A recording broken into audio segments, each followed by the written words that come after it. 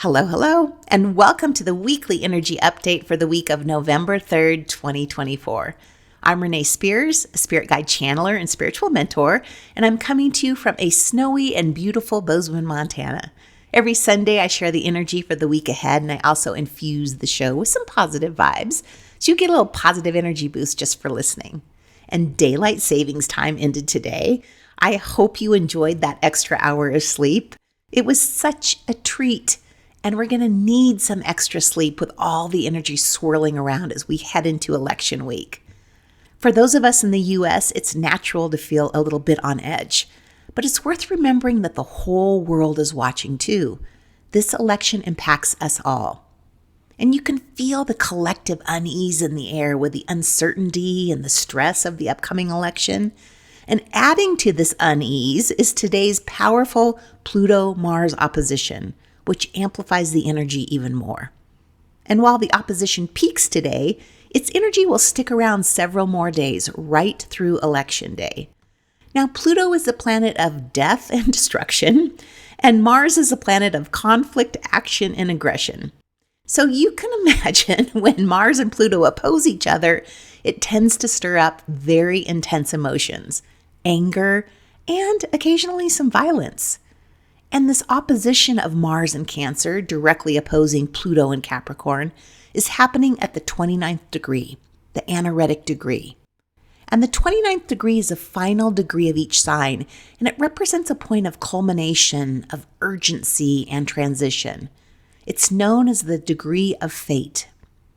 And the 29th degree carries the full concentrated energy of that sign. It's like the grand finale for that sign's qualities, where everything about that sign comes into play, often in a heightened and dramatic way.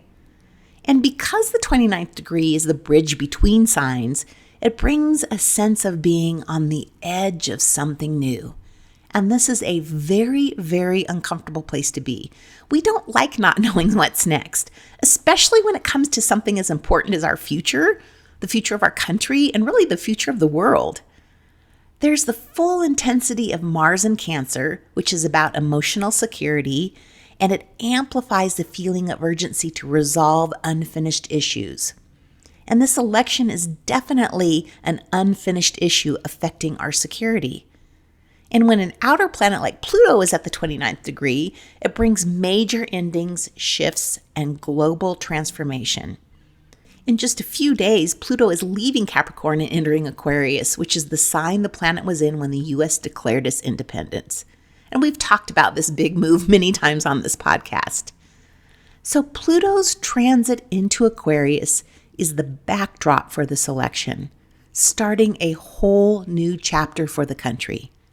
With Pluto still in Capricorn at the time of the election, there's a strong focus on change and accountability, with voters feeling drawn to candidates who want to tackle corruption and modernize our outdated systems.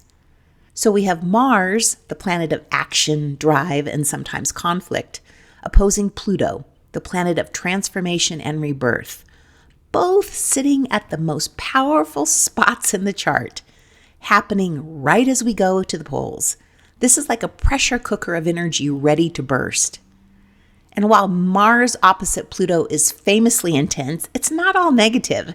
It also clears away stuck energy and unresolved situations so we can move forward. We get unstuck. And that feels so good. We're letting go of outdated and toxic situations. And yes, it may feel like a rough ride initially, but the relief afterward is powerful and it is worth it. So this week starts off with this super duper intense energy which sticks around all week, but then Mars quickly moves into Leo. And Leo's energy is generous and warm-hearted, and it makes us want to help others. It's just easier to stand up for ourselves and the less fortunate right now. It brings out the bravery in us. This is also a good transit for getting things done. Leo energy is very good at organization. And one more thing to mention that adds to the energy this week is Mercury retrograde. Now, Mercury doesn't go retrograde until the 25th, but we're in the pre-shade energy starting this week. And we know Mercury retrograde is notorious for causing delays in communication and tech issues. issues that could potentially, but hopefully not, affect voting, especially in this highly contentious election. So be extra cautious about misinformation, about voting machine errors, and delayed results. Mercury retrograde during election season means it could take a while before we know the outcome. Now, you may not know this, but I love politics. This election is like the World Cup of Super Bowls for me. I'm so excited I can barely sleep. And while astrology doesn't predict or determine election outcomes, we can get some insights from it into the energy of the race.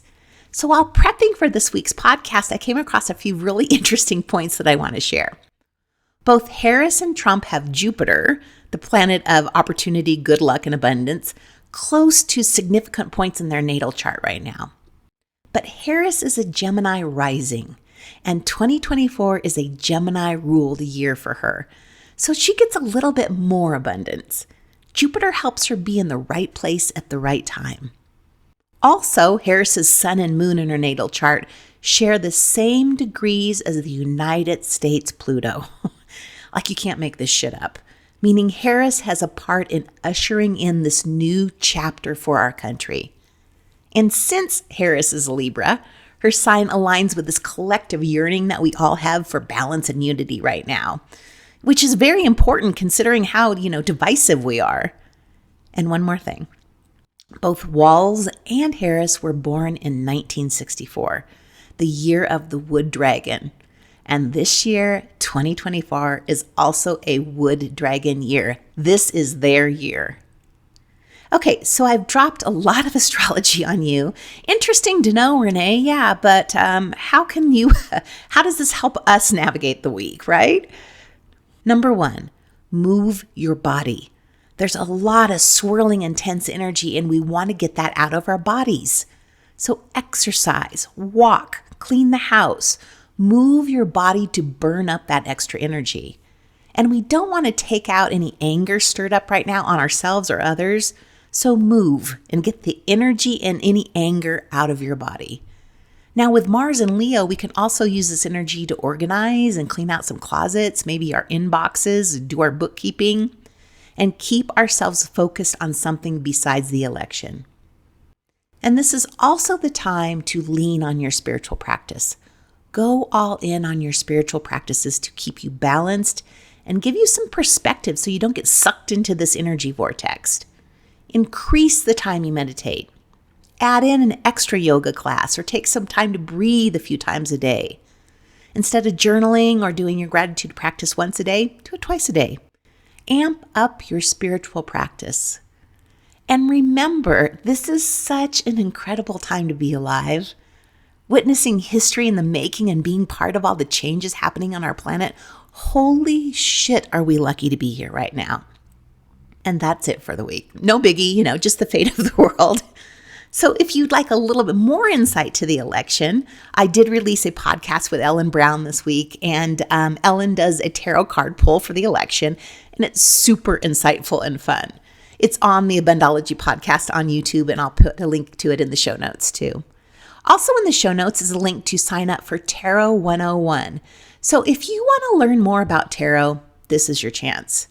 I am teaming up again with the incredible tarot reader, Ellen Brown, who everybody loved during Spiritual Summer School. And we're doing a 3-part Tarot 101 series where we'll learn about the basics of tarot symbolism, learn about card spreads, and help you tap into your intuition and build a regular practice. It's only $50. And Ellen will be doing some live readings for participants too. So you can do it live or you can watch the recording. There is a link in the show notes to learn more and register. And then one more thing, mark your calendars because next week is 11/11. And I will be having an 11/11 sale where you get 2 30-minute sessions for $111. And I'll also be releasing a Pay What You Want 11/11 spiritual ritual on YouTube too. So thank you for listening, subscribing, and passing the podcast on to a friend. Have a wonderful week, and please, please vote. We'll see you next week.